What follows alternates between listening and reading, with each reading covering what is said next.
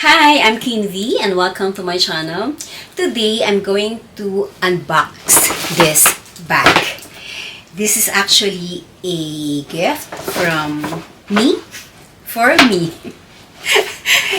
This was a birthday gift for myself last June. This month is already November, so it's already super overdue. It's been 5 months that this bag has been sitting in my cabinet. So that means that I haven't used this bag. Actually, wala na siya sa paper bag kanina. I just put it inside for this video. Okay, good thing that I still have this paper bag. Let us unbox this together. I've been wanting to unbox this so that I can use it, but I'm quite busy. That's why it's only now that I am unboxing this. The paper bag is so huge, but the bag is very small. Okay. By the way, before revealing the bag, this is the day that I went to YSL to buy my birthday gift. So let's do some window shopping. If you're looking for that perfect blend of nice, beautiful, and utterly classy for your first designer bag or for your collection, you may want to check out what they have.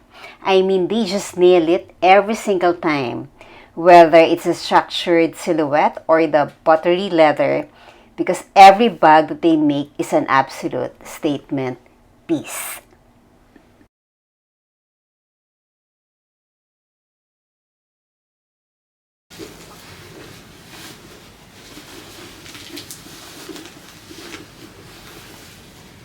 Okay, so this is a very cute bag. This is the YSL Kate Small Bag in Oxblood color. It's a combination of red and white. So similar to my ring, it's red. Okay. You can lengthen the strap. Nakabuhol lang siya. But let me lengthen it.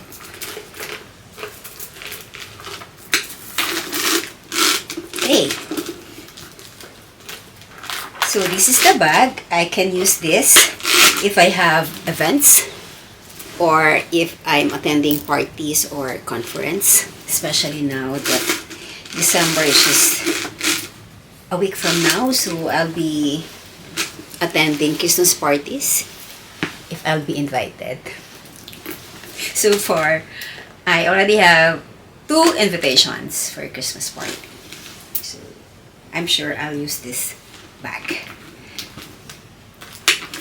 So this is made of calf leather. It's quite structured.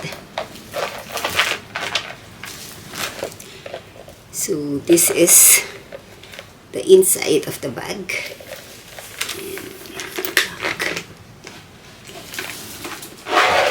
So let's put my things. Whenever I bring a small bag, I transfer my important cards in this small card holder.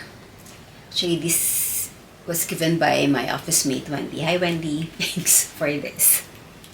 What are the cards that I normally bring? So, of course, my American Express corporate card.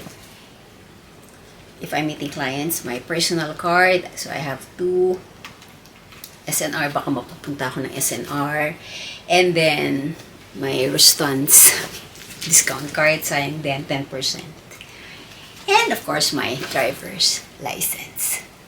Okay, so let's put this. And then, my, what else? Cell phone, of course. Okay, let me just get my iPods. My iPods. Hindi siya Vaseline, ha? iPod siya. And of course, my lipstick. And my eyeglasses. I can't go out without my eyeglasses. Especially if you're already 55 years old. So, again, eyeglasses is life. Ay, ayaw mo sobra. But, look at this one. So, ganyan siya. So, if I'll put this It's quite puno already. Ah, that's it. O, diba? Okay. And my eyeglasses. Spacious siya, in fairness. Okay. So, cute. Cute, diba? Okay, or you can nag-open siya. Or this way. This way. Okay, don't you find it cute? And beautiful?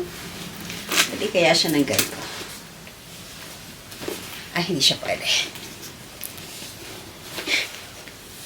Aray ko.